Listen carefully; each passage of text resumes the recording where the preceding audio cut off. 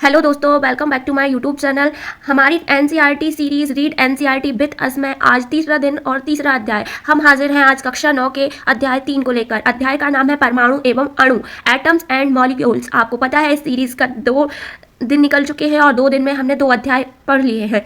हम जो है इस सीरीज़ में एनसीईआरटी के चैप्टर्स को रीड करते हैं और हमारी दूसरी सीरीज़ है एक जिसमें हम प्रश्नोत्तर सीरीज़ में हम प्रश्नों के उत्तर हल करते हैं। तो बिना टाइम गवाए हम रीड करना चालू करते हैं अध्याय 3 को।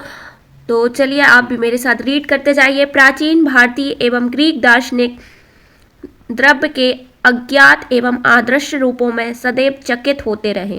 पदार्थ की विभाज्यता के मत के बारे में भारत में बहुत पहले लगभग 500 ईसा पूर्व विचार व्यक्त किया गया था। भारतीय दार्शनिक महर्षि कणाद, यहाँ पर कणाद होगा, कणाद, आप भी अपनी बुक में सुधार लेना। कणाद ने प्रतिपादित किया था कि यदि हम द्रव्य पदार्थ को विभाजित करते जाए, यहाँ पर द्रव्य है, वो वाला द्रव्य नहीं है लिक्विड वाला, ये पदार्थ वाला है। विभाजित करते जाए तो हमें छोटे छोटे कण प्राप्त होते जाएंगे तथा अंत में एक सीमा आएगी जब पदार्थ कण को पुनः विभाजित नहीं किया जाएगा। हम किसी भी पार्टिकल, किसी भी पदार्थ को जो है तोड़ें अगर, तो उसको बहुत सी सीमाओं तक हम क्या कर लेंगे, पहले तो विभाजित कर लेंगे, तोड़ते जाएंगे, पर एक ऐसी सीमा आएगी जब छोटे छोटे कण रहेंगे और उन्हें हम पुनः विभाजित नहीं किया जा सकेगा या नहीं कर पाएंगे, अर्थात वह सूक्ष्मतम कण अविभाज्य रहेगा। जब ऐसी स्थिति आ जाएगी अब हम उसे और विभाजित नहीं कर पा रहे हैं तो अविभाज्य कण, इस अविभाज्य सूक्ष्मतम कण को उन्होंने क्या कहा, परमाणु कहा। इसका नाम क्या दिया, परमाणु। एक अन्य भारतीय दार्शनिक पकुधा कात्यायन ने इस मत को विस्तृत रूप से समझाया तथा कहा कि कण समानता संयुक्त रूप से पाए जाते हैं जो हमें द्रव्यों के भिन्न भिन्न रूप को प्रदान करते हैं। इन्होंने कहा कि जो कण हैं वो समूह रूप में पाए जाते हैं, एक अकेले रूप में नहीं पाए जाते। लगभग इसी समय ग्रीक दार्शनिक डेमोक्रिटस एवं लियोपिस ने सुझाव दिया कि यदि हम द्रव्य को विभाजित करते जाए तो एक ऐसी स्थिति आएगी जब प्राप्त कण को पुनः विभाजित नहीं किया जाएगा। इन्होंने भी कणाद जैसे ही बात की कि एक ऐसी स्थिति आएगी जब कण को विभाजित नहीं किया जा सकेगा और इस अविभाज्य कण को उन्होंने क्या कहा, परमाणु कहा। इन्होंने भी क्या कहा, इसे परमाणु कहा। ये सभी सुझाव दार्शनिक विचारों पर आधारित थे। इन विचारों की वैधता सिद्ध करने के लिए 18वीं शताब्दी तक कोई अधिक प्रयोगात्मक कार्य नहीं हुए थे। ये सब के लिए क्या प्रयोग नहीं किए गए थे कि वैधता से सिद्ध कर सके कि जो कण है वो परमाणुओं से मिलकर बना है। 18वीं शताब्दी के अंत में वैज्ञानिकों ने तत्वों एवं यौगिकों के भेद को समझा तथा स्वाभाविक रूप से यह पता करने के इच्छुक हुए कि तत्व कैसे तथा क्यों संयोग करते हैं। जब तत्व परस्पर संयोग करते हैं तब क्या होता है। वैज्ञानिक अंटवा एल लावाइजिए ने रासायनिक संयोजन के 2 महत्वपूर्ण नियमों को प्रतिस्थापित किया जिससे रासायन विज्ञान को महत्वपूर्ण आधार प्रदान किया गया। इन्होंने 2 नियम बता दिए कि रासायनिक संयोजन के, तो रासायनिक संयोजन के नियम लावाइजिए एवं जोसेफ एल प्राउस ने बहुत अधिक प्रायोगिक कार्यों के पश्चात रासायनिक संयोजन के निम्नलिखित 2 नियम प्रतिपादित किए। इनके 2 नियम में पहला है द्रव्यमान संरक्षण का नियम। जब रासायनिक परिवर्तन, रासायनिक अभिक्रिया संपन्न होती है तब द्रव्यमान में कोई परिवर्तन होता है क्या। ये जो है उनका विचार था कि अगर 2 पदार्थ या तत्व मिलकर क्या करें, रासायनिक क्रिया करके नया तत्व बनाएं तो क्या द्रव्यमान में परिवर्तन होता है। ये जानने के लिए एक क्रियाकलाप देखते हैं। 3.1 निम्न एक्स और बाय रासायनों का एक युग्म लीजिए। कॉपर सल्फेट के साथ सोडियम कार्बोनेट, बेरियम क्लोराइड के साथ सोडियम सल्फेट, लेड नाइट्रेट के साथ सोडियम क्लोराइड। एक्स एवं बाय युगलों की सूची में किसी एक युगल के रासायनों के अलग अलग विलयन 10 ml जल में तैयार कर लीजिए और उपयुक्त तैयार युगल विलयनों में से बाय के विलयन को एक शंक्वाकार फ्लास्क में लीजिए और एक्स के विलयन को एक छोटी परख नली में ले लीजिए। छोटी परख नली को विलय युक्त फ्लास्क में इस प्रकार लटकाइए ताकि दोनों विलयन परस्पर मिश्रित न हो। तत्पश्चात फ्लास्क के मुख पर एक कॉर्क लगा दीजिए। कुछ इस प्रकार चित्र में दर्शाया गया जैसे ऐसे हमें परख नली को इसमें लटका देना है और यहाँ कॉर्क लगा देना है और यह एक शंक्वाकार फ्लास्क है।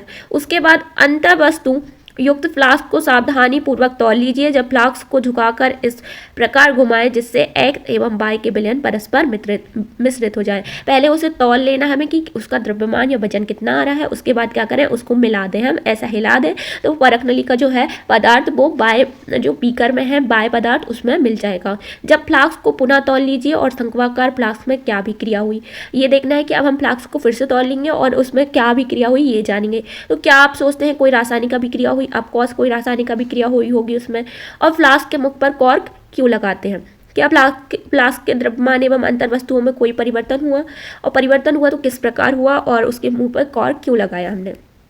तो द्रव्यमान संरक्षण के नियम के अनुसार किसी रासायनिक अभिक्रिया में द्रव्यमान का ना तो सृजन किया जा सकता है ना ही विनाश किया जा सकता है। इस नियम से और इस क्रियाकलाप से हमने जाना कि अगर हम दो तत्वों को मिलाकर या दो पदार्थों को मिलाकर कोई दो पदार्थ यहाँ पर ए पदार्थ और बी पदार्थ से अगर मिलकर सी बन जाता है, ए से बी मिलकर सी कोई नया पदार्थ मिल जाता है, तो जो ए बी का द्रव्यमान होगा तो इनके मिलने के बाद नया पदार्थ बनने वाला है उसका भी द्रव्यमान समान होगा, ना उससे कम होगा ना उससे ज़्यादा होगा। अब देखेंगे हम दूसरा नियम, स्थिर अनुपात का नियम। स्थिर अनुपात के नियम में बताया लावाइजी एवं अन्य वैज्ञानिकों ने इस बात पर प्रकाश डाला कि कोई भी वस्तु दो या दो से अधिक तत्वों से मिलकर से निर्मित होती है और इस प्रकार प्राप्त यौगिक में इन तत्वों का अनुपात स्थिर होता है। ऐसे यौगिक बनेगा तो इन तत्वों का अनुपात क्या रहेगा, एक स्थिर होगा, चाहे किसी स्थान से प्राप्त किया हो अथवा किसी ने भी इसे बनाया हो। चाहे हम इस यौगिक को कहीं से भी प्राप्त कर ले, किसी स्थान से इनमें जो है तत्वों का अनुपात निश्चित होगा। यौगिक जल में हाइड्रोजन एवं ऑक्सीजन के द्रव्यमानों का अनुपात सदैव 1:8 होगा। जो यौगिक है जो उसमें क्या है, जल एक यौगिक है, हाइड्रोजन और ऑक्सीजन से मिलकर बना, उसमें हाइड्रोजन का अनुपात 1, ऑक्सीजन का 8 रहेगा, यानी 1:8 में रहेगा, चाहे जल हम कहीं से भी प्राप्त कर लें, चाहे जल हम कोई भी स्रोत से प्राप्त करें। इसी प्रकार 9 ग्राम जल का अपघटन करें तो सदैव 1 ग्राम हाइड्रोजन मिलेगी और 8 ग्राम ऑक्सीजन मिलेगा, चाहे वो हम जल कुएं से प्राप्त करें चाहे कहीं से भी प्राप्त करें, नदी तालाब, वहाँ पर अगर हम 9 ग्राम जल का अपघटन करें तो उसमें 1 ग्राम हाइड्रोजन और 8 ग्राम जो है ऑक्सीजन मिलेगी हमें। इसी प्रकार अमोनिया NH3 में नाइट्रोजन एवं हाइड्रोजन द्रव्यमानों के अनुसार सदैव 14:3 के अनुपात में विद्यमान रहेगी। नाइट्रोजन 14 ग्राम, हाइड्रोजन 3 ग्राम विद्यमान रहेगी अगर अमोनिया के हम एक पार्टिकल का विभाजन करें। अमोनिया किसी भी प्रकार से निर्मित हुई हो अथवा किसी भी स्रोत से ली गई हो, चाहे अमोनिया हम किसी भी मेथड से बनाएं या कहीं से भी किसी भी स्रोत से लाएं, उसमें इतना ही उसका अनुपात मिलेगा। उपयुक्त उदाहरणों से स्थिर अनुपात के नियम की व्याख्या होती है, जिसे निश्चित अनुपात का नियम भी कहते हैं। जो है उपयुक्त जो सिद्धांत है या नियम है उससे हमें क्या पता चल गया कि कोई भी यौगिक है उसमें जो है तत्वों का अनुपात एक निश्चित है या स्थिर है ना। इसे निश्चित अनुपात का नियम भी कहेंगे, स्थिर अनुपात का नियम भी कहेंगे। प्राउस्ट ने इस नियम को इस प्रकार से व्यक्त किया था कि किसी भी यौगिक में तत्व सदैव एक निश्चित द्रव्यमानों के अनुपात में विद्यमान होते हैं। प्राउस्ट ने भी यही कहा था कि जो तत्व है उसमें क्या होगा, निश्चित द्रव्यमान के अनुपात में विद्यमान होंगे। यहाँ पर जॉन डाल्टन के जन्म के बारे में कुछ बातें कही गई हैं जिसे आप रीड कर सकते हैं ना। वैज्ञानिकों की अगली समस्या इन नियमों की उचित व्याख्या करने की थी। अंग्रेज रासायनिक जॉन डाल्टन ने द्रवों की प्रकृति के बारे में एक आधारभूत सिद्धांत प्रस्तुत किया। जॉन डाल्टन ने द्रवों की विभाज्यता का विचार प्रदान किया जिसे उस समय तक दार्शनिकता माना जाता था। उन्होंने एक सिद्धांत बताया जिसे उस समय क्या कहा जाता था, दार्शनिकता, यानी उसका कोई बेस नहीं था, सिर्फ दार्शनिक विचार था। ग्रीक दार्शनिकों के द्वारा द्रवों के सूक्ष्मतम अविभाज्य कण जिसे परमाणु नाम दिया था उसे डाल्टन ने भी परमाणु ही नाम दिया। डाल्टन का यह सिद्धांत रासायनिक संयोजन के नियम पर आधारित था और डाल्टन के परमाणु सिद्धांत ने द्रव के संरक्षण के नियम एवं निश्चित अनुपात के नियम की युक्ति संगत व्याख्या की। डाल्टन ने जो इन्हीं नियमों को क्या किया, एक प्रूफ के साथ इनकी व्याख्या कर दी। और डाल्टन के परमाणु सिद्धांत के अनुसार सभी द्रव चाहे तत्व यौगिक या मिश्रण हो सूक्ष्म कणों से बने होते हैं जिन्हें हम क्या कहेंगे, परमाणु कहेंगे, जिन्हें उसने क्या बताया कि इन्हें क्या कहा जाएगा, परमाणु। और डाल्टन के सिद्धांत की विवेचना निम्न प्रकार से कर सकते हैं हम कि सभी द्रव परमाणुओं से निर्मित होते हैं जो रासायनिक अभिक्रिया में भाग लेते हैं। परमाणु अविभाज्य सूक्ष्मतम कण होते हैं जो रासायनिक अभिक्रिया में ना तो सृजित होते हैं और ना इनका विनाश किया जा सकता है। दिए गए तत्व सभी परमाणुओं का द्रव्यमान एवं रासायनिक गुणधर्म समान होते हैं।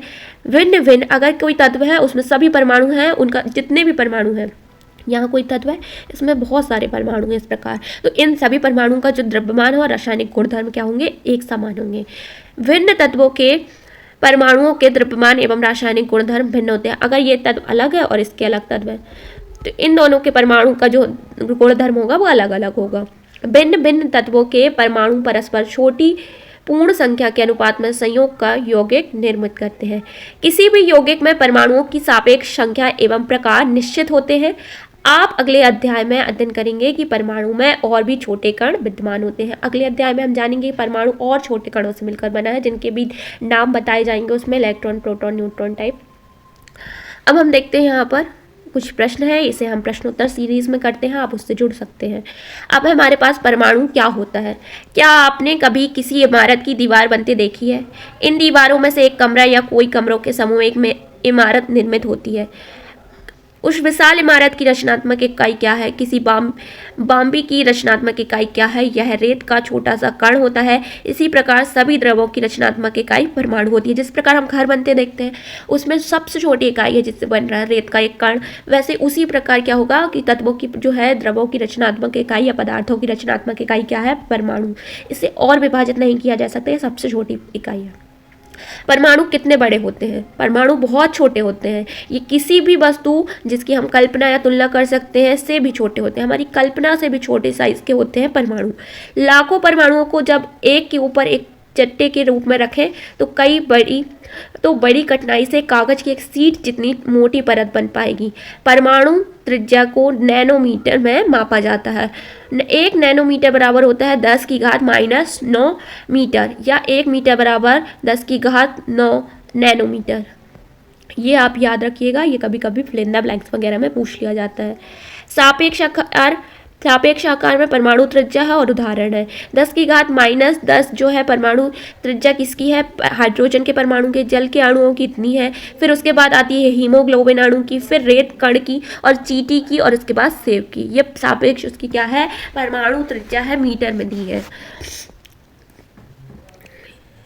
ये आपको परमाणु त्रिज्या अभी उतना याद करने की ज़रूरत नहीं है, पर ये कॉम्पिटिशन एग्जामों में पूछी जाती है तो अच्छा होगा कि आप ये टेबल को याद कर लें। जब परमाणु का आकार इतना सूक्ष्म है कि हम इसे नगण्य मान सकते हैं तो हम इसके बारे में क्यों सोचें कि परमाणु इतना छोटा है तो हम क्यों सोचें इसके बारे में? तो हम इसके बारे में इसलिए सोचते हैं क्योंकि हमारा पूरा विश्व ही परमाणु से बना है। चाहे हम उन्हें देख नहीं सके फिर भी यहाँ विद्यमान है तथा हमारे प्रत्येक क्रियाकलापों में उनका प्रभाव पड़ता है। अब हम आधुनिक तकनीकों की सहायता से तत्वों की सतहों के आवर्धित प्रतिबिंबों को दिखा सकते हैं। उनमें उपस्थित परमाणु स्पष्ट दिखाई देते हैं। अब हम आधुनिक तकनीकों के माध्यमों से क्या कर सकते हैं? देख सकते हैं परमाणु को। यहाँ आप देख सकते हैं कि जो है सिलिकॉन सतह का क्या दिया है? प्रतिबिंब दिया है। विभिन्न तत्वों के परमाणुओं के आधुनिक प्रतीक क्या है? डाल्टन ऐसे प्रथम वैज्ञानिक थे जिन्होंने तत्वों के प्रतीकों का प्रयोग अत्यंत विशिष्ट पदार्थ में किया। अब आप देख सकते हैं यहाँ पर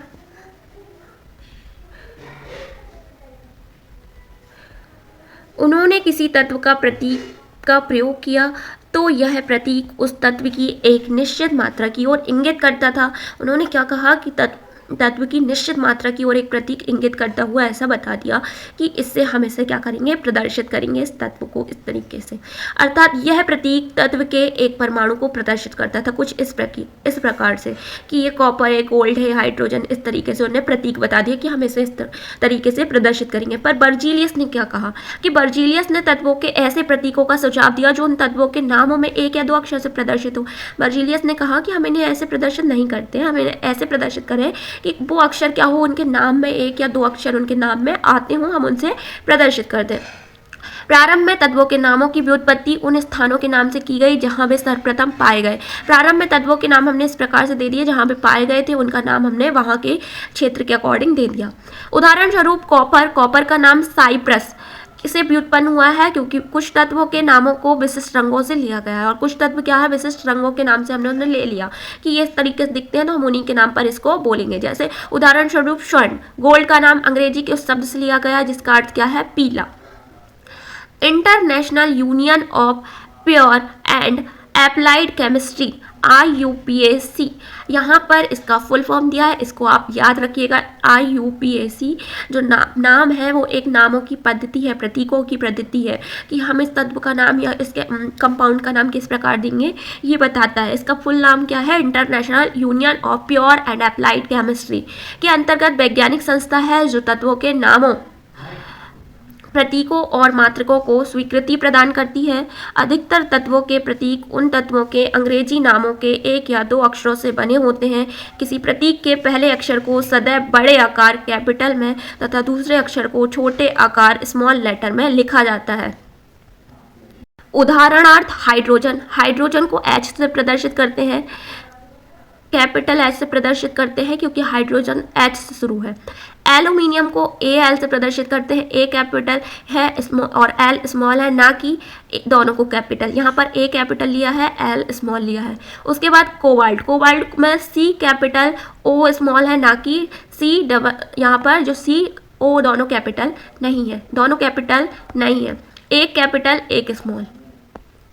उसके बाद यहाँ पर देखते हैं हम कुछ तत्वों के प्रतीक उनके अंग्रेजी नामों के प्रत्येक प्रथम अक्षर तथा बाद में आने वाले किसी एक अक्षर को संयुक्त करके बनाते हैं। उदाहरण स्वरूप क्लोरीन, क्लोरीन में C से शुरू होता है, इसको कैपिटल लिया, L आता है उसमें तो Cl। जिंक में Zn इत्यादि। अन्य तत्वों के प्रतीकों को लैटिन, जर्मन एवं ग्रीक भाषाओं में उनके नामों से बनाया गया है।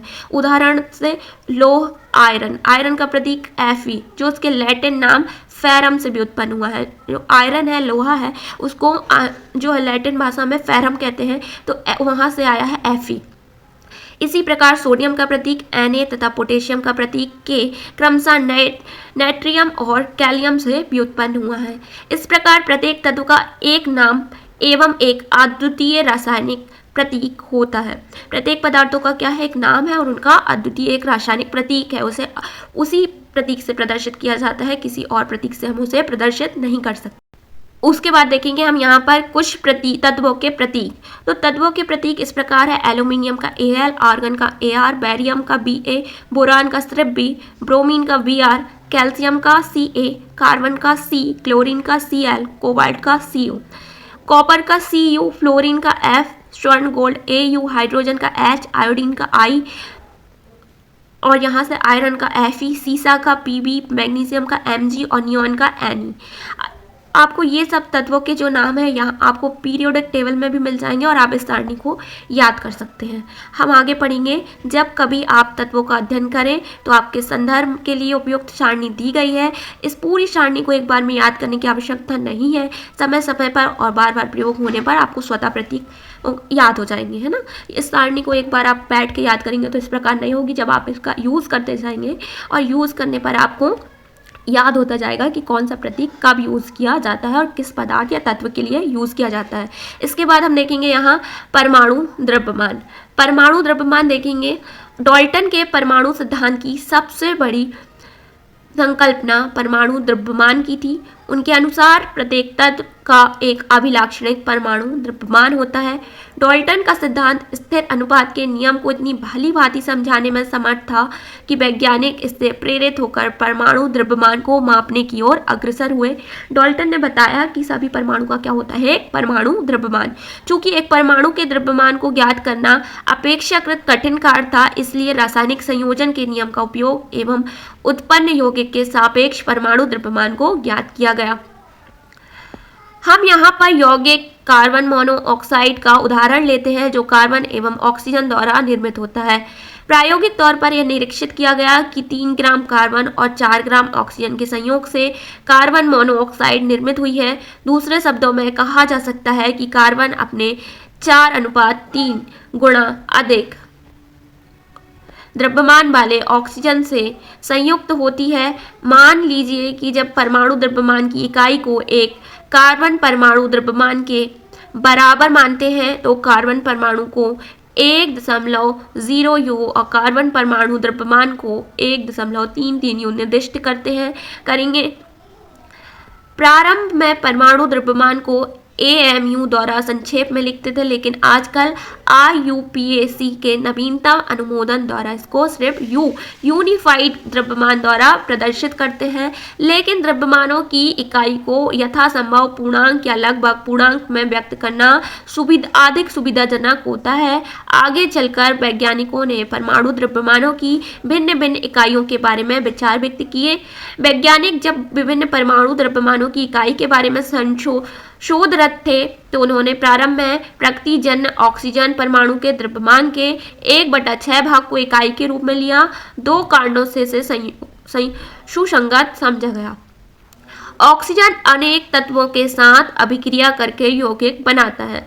इस परमाणु द्रव्यमान इकाई द्वारा अधिकांश तत्वों के परमाणु द्रव्यमान पूर्णांक में प्राप्त होते हैं। तथापि 1961 में परमाणु द्रव्यमानों को ज्ञात करने के लिए परमाणु द्रव्यमान इकाई कार्बन 12 समस्थानिक आइसोटोप को मानक संदर्भ के रूप में सार्वभौमिक रूप से स्वीकार किया गया था। कार्बन 12 समस्थानिकों के एक परमाणु द्रव्यमान के 1/12वें भाग को मानक परमाणु द्रव्यमान इकाई के रूप में लेते हैं और कार्बन 12 समस्थानिकों के एक परमाणु द्रव्यमान के सापेक्ष सभी तत्वों के परमाणु द्रव्यमान प्राप्त किए जाते हैं। हम किसके सापेक्ष परमाणु द्रव्यमान ज्ञात करते हैं? कार्बन 12 के समस्थानिक। कल्पना कीजिए कि एक फल विक्रेता बिना मानक आधार के फल बेच रहा है। वह एक तरबूज लेकर कहता है कि इसका द्रव्यमान 12 इकाई है। 12 तरबूजीय इकाई एवं 12 फल द्रव्यमान इकाई। वह तरबूज के 12 भाग टुकड़े करता है तथा पाता है कि उसके द्वारा बेचे जा रहे प्रत्येक फल का द्रव्यमान तरबूज के एक टुकड़े के द्रव्यमान के सापेक्ष है, जैसा कि चित्र में दिखाया गया है। अब हम फलों को सापेक्ष फल द्रव्यमान इकाई में बेचता है। इस तरीके से क्या बताया गया है चित्र में, वो तरबूज के 12 भाग करता है, वो तरबूज को 12 इकाई मान लेता है और 12 भाग करेगा और यहाँ पर क्या करेगा, तरबूज के एक भाग से नाप कर क्या कर रहा है, वो सेब भी 1 इकाई में माप के दे रहा है। अगर तो तरबूज का 1 भाग ले रहा है और यहाँ पर सेब 1 इकाई के रूप में 2 चढ़ रहे हैं, है ना। कभी कभी आपने देखा होगा सब्जी विक्रेता अपने पत्थर लिए रहते हैं, पत्थर से नापते हैं। वो पहले पत्थर को नाप लेते हैं कि ये कितना है, फिर उसके अकॉर्डिंग आपको सब्जियां तौल के भी देते हैं। कभी कभी जब उनके पास कुछ पार्ट नहीं होते हैं। किसी तत्व के सापेक्षिक परमाणु द्रव्यमान को उसके परमाणुओं के औसत द्रव्यमान का कार्बन 12 परमाणु के द्रव्यमान 1/12वें भाग के अनुपात द्वारा परिभाषित किया गया। इसी प्रकार कार्बन के 1/12 भाग द्वारा हम इसे परिभाषित कर रहे थे।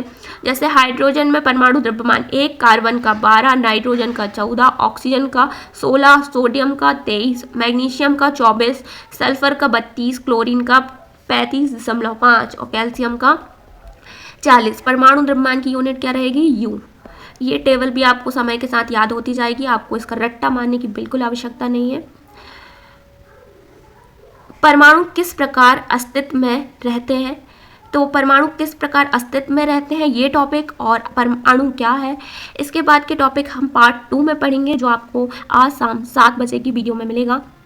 आपको पता होना चाहिए कि हमारी इस सीरीज़ के 2 पार्ट में चलती है। सुबह 11 बजे आपको अध्याय का पार्ट 1 मिल जाता है और शाम को 7 बजे आपको पार्ट 2 की वीडियो मिलती है। और इसके प्रश्नोत्तर जो है हम प्रश्नोत्तर सीरीज़ में करते हैं, जिसमें बिल्कुल ऑथेंटिक प्रश्नों के हम उत्तर लेके आते हैं और आप उस सीरीज़ से भी जुड़ सकते हैं। आप हमारे चैनल पर जाकर प्लेलिस्ट में देख सकते हैं प्रश्नोत्तर सीरीज़, जिसमें NCERT के सभी प्रश्नों का हल मिल जाएगा आपको। मिलते हैं हम पार्ट 2 में, जब तक के लिए धन्यवाद।